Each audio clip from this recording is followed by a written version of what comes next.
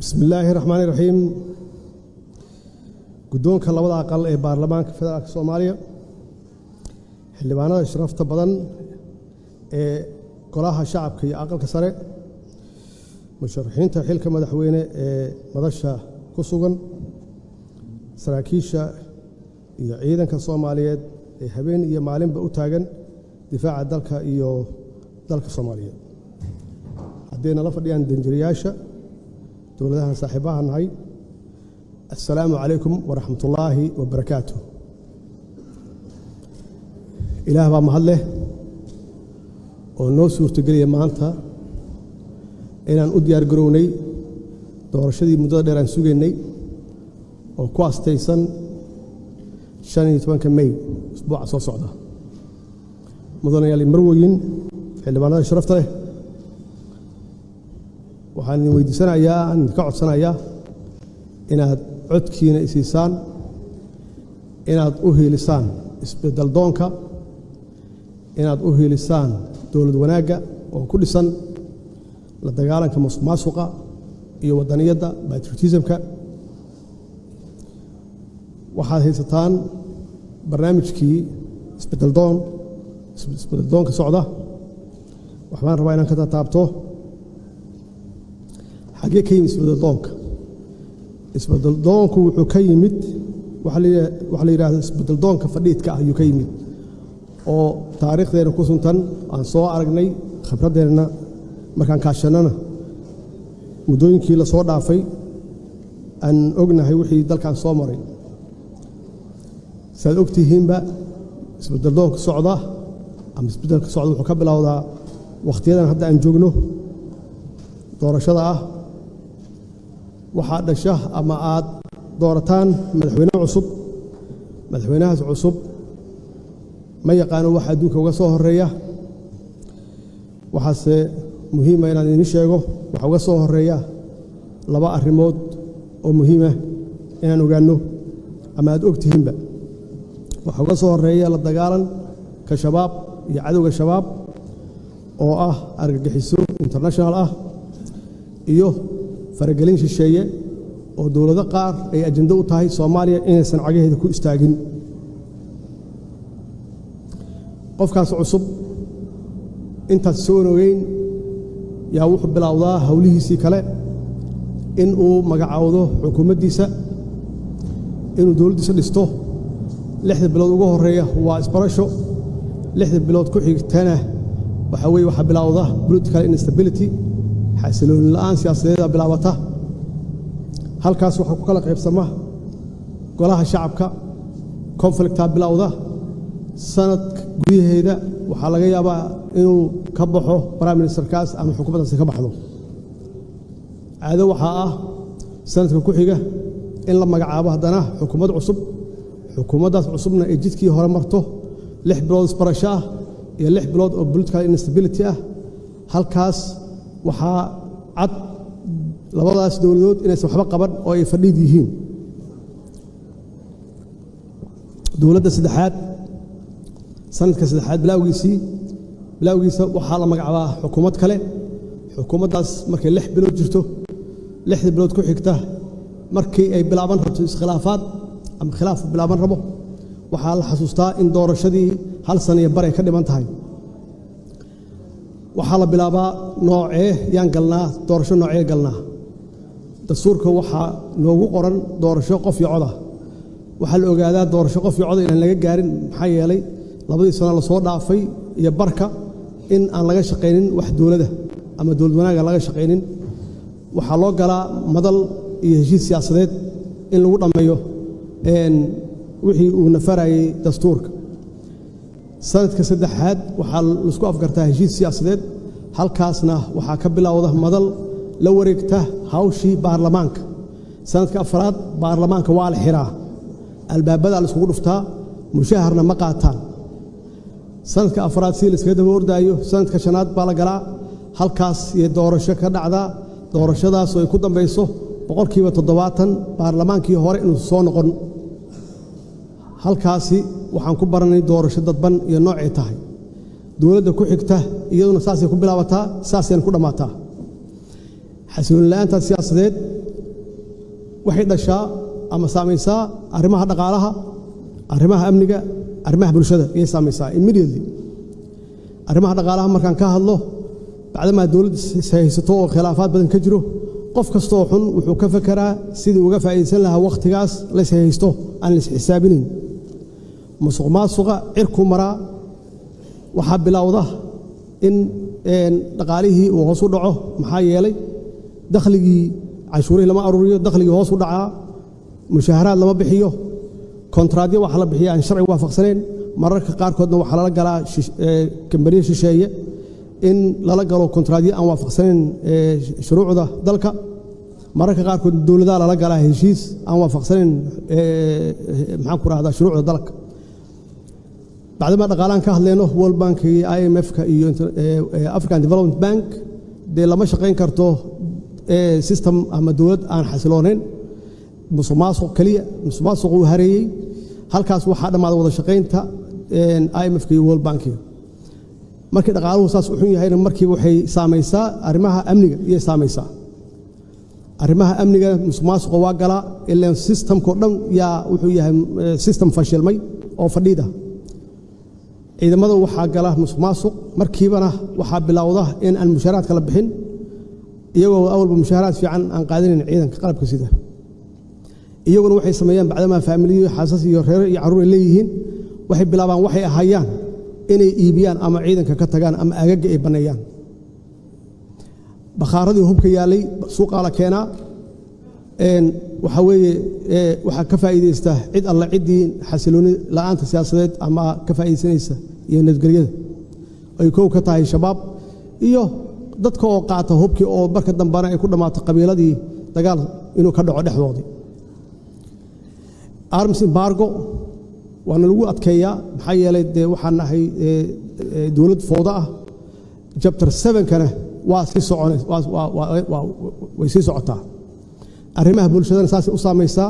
shacabku waa qalbi jaban yihiin bacdama dowladdeedii ay haystaan horumar inaba ha yaraatee aysan arkaynin musuqmaasuqu u baahsan yahay waxay noqdaan indifference oo weliba mararka qaarkood dowladda ayay ka soo horjeestaan anigoo ka faa'iideysanaya khibraddaas waxaan go'aan ku qaatay in aan ka leexdo jidkaas isbeddeldoonka fadhiidka ah aan aado isbeddeldoonka socda haddana ma bilaaban halku dhigaan wuxuu ahaa wax runtii muddo dheer soo socday oo ku dhisnaa khibradda aniga aan leeyahay waxaan go'aan ku qaatay political stability ama xasilooni siyaasadeed dalka inuu galo waxaan uga horeeya xukuumadda aad magacaawdo inay shaqayso muddo dheer taas aad ku wajihi karto fargelinta shisheeye aad ku wajihi karto dagaalkan kula jirno shabaab waxaan siiyey awooddii ugu badnayd xukuumaddii ugu horreysay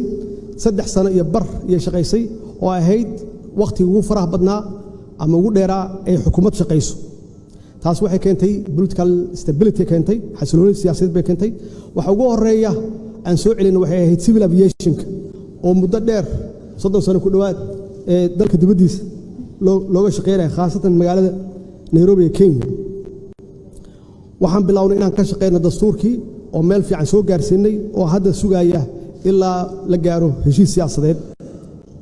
heshiisaas sugaya la cutubadiisa kulli ay dhamaadeen waxaan aadnay safarro aan ku bixinay Puntland iyo Galmudug halkaas oo dadka Soomaaliyeed aan ku soo boqornay iyo xaaladaha ku jiraan waxaan noo suurtooday inaan dadka Soomaaliyeed ee galkacyo degan aan dib u heshiisiin u sameeyno oo muddo dheer ku dagaalamayay magaaladuna ay kala go'oneyd waxaan ka shaqeynay inaan odayaashii dhaqanka isu keenno oo aan magaalada isu furno dagaal dambana uusan ka dhicin sidaas oo kale magaalada Caabudwaaq 5 qaybood u qaybsaneyd 7 sano dadka isuma gudbaynin dib u heshiisiin aan ka sameynay ilaa haddana waa isu furan yihiin magaalada marka oo ugu dambeysay oo iyada naftigeeda muddo dheer dib ku jirtay waxaan geenay dib u heshiisiin dib waxaan u soo celinay wada hadalkii Soomaaliya iyo Somaliland waxaan diidnay